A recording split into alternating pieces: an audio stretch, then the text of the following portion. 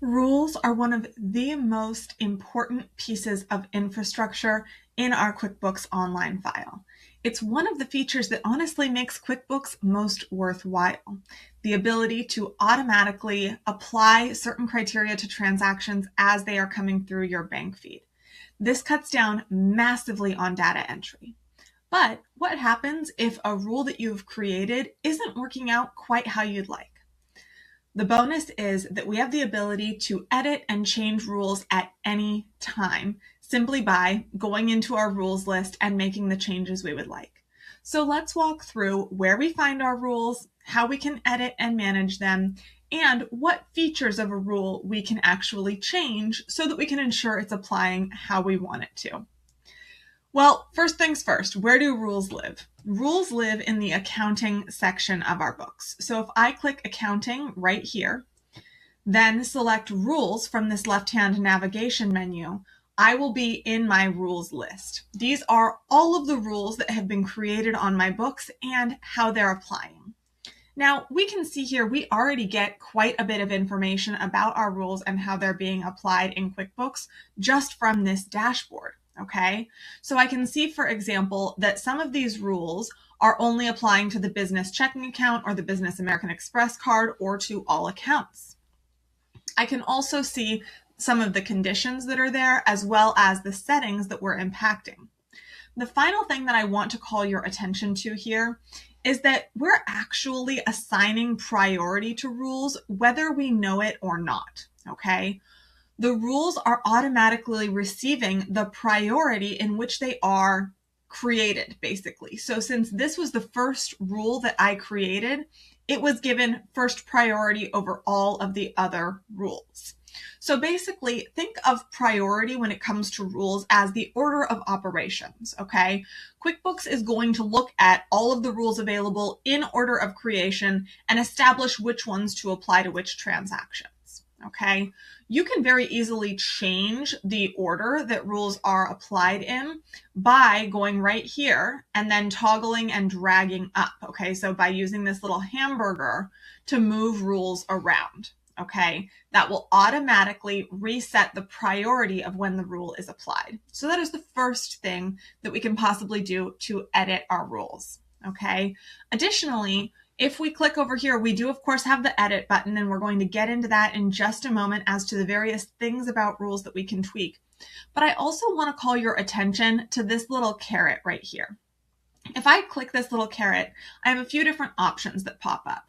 First, I can make a copy of a rule and then edit it to additional specifications, okay?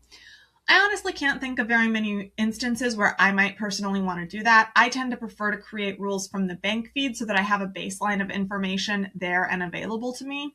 But it's definitely a nice feature to have in case it ever becomes applicable. The other thing we can do here is we can actually disable a rule.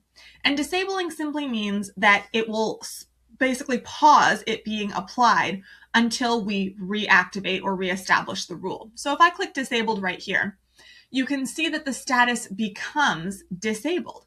So it's not going to be applying this rule until such a time as I reactivate it, basically. And I can do that quite simply by going to the caret again and then selecting enable, okay? So we can see if we have any active or disabled items here. But let's talk about some of the things that we can change about a rule and why we want to make these changes. Let's go ahead and find, I know I have one perfect right here. I have this particular rule for Amazon office supplies, okay? And let's look at some of the changes that I might possibly want to make to a rule like this.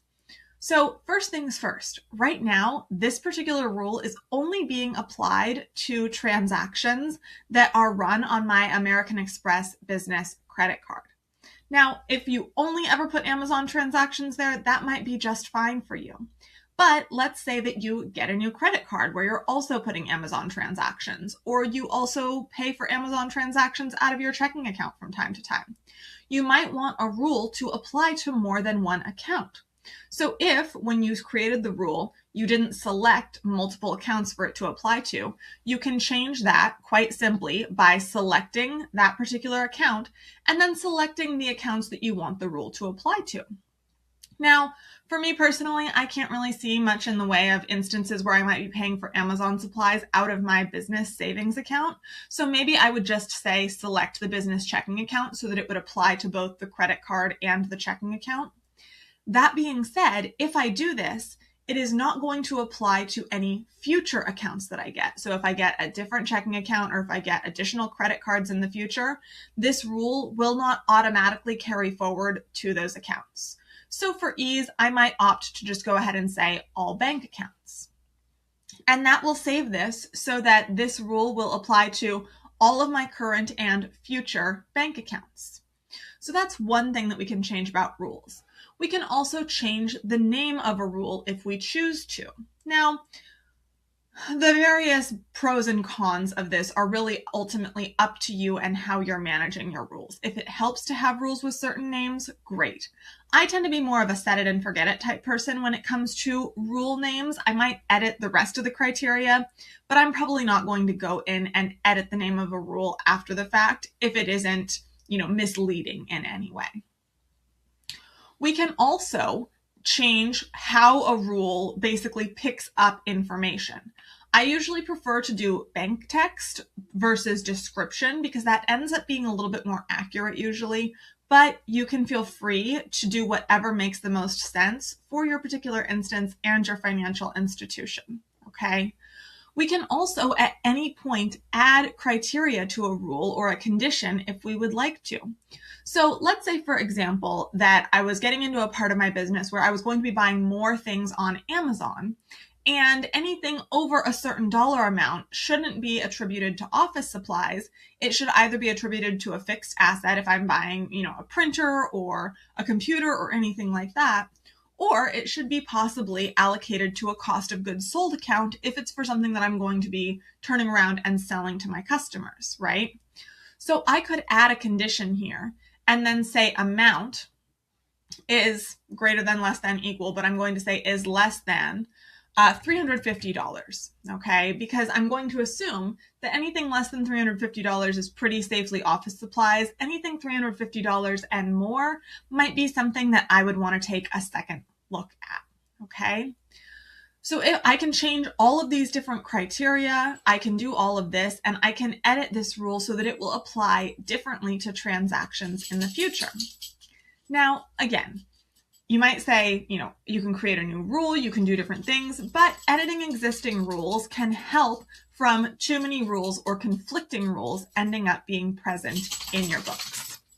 Another thing that you can do here in this rules section is if a rule has been active for a little while and you now trust that it is going to be capturing transactions the way you intended it to, you can feel free to toggle on this little auto add button. Okay, now as a general rule, I don't like to turn on the auto add button right away because I like to be able to test and see whether or not a rule is applying to transactions the way that I want it to. I want to have that trust but verify element, right? But once a rule has been in place for a while and once you know it's working and once you've been approving it in your bank feed for a certain period of time, you might decide to go ahead and auto add so that it cuts down on that data entry. I do say just a word of caution here. Just know that if you toggle on the auto add button, these transactions will no longer show up in your bank feed. Okay. As soon as these transactions hit your bank feed from your financial institution, they're going to be automatically added to your books. And again, while that's fine if your rules are working the way that you want them to, if anything goes wrong and if your rule is not working in the way that you intend it, that can cause issues down the line. It might mean that you would have to batch recall transactions and reclassify them. So just make sure that your rules are working as you would like to see them working before you do anything like auto adding transactions. So this is the long and short of how we can basically edit rules and get different criteria to apply, change existing rules. You also always do from here have the option to add a new rule, okay? So if you would like to add a new rule from scratch, this is where you would go ahead and do that. You can also feel free to look all the way through your rules. Currently, I only have 30 on this particular set of books, but this is just a sample set of books. I have clients where I have, 100, 200 rules on their books to help with the classification of transactions because they just have a large transactional volume. And rules really do help cut down on time spent on just data entry. So if you have a lot of rules, pick a way to look at it that is helpful to you. Like in the bank feed, you can actually sort these by other criteria aside from just their priority. You could sort by rule name, for example, and then your rules are going to show up in alphabetical order. You could sort, for example, by what accounts it's applied to, all accounts, business checking account, whatever it happens to be. This makes it a little bit easier to see how your rules are being applied and to make changes if you would like to. Thank you so much for watching. I'm Holly from Accrual Mistress Bookkeeping and Consulting. If you have any questions, please feel free to leave those in the comments below. And if you found this video helpful, please don't forget to like and subscribe.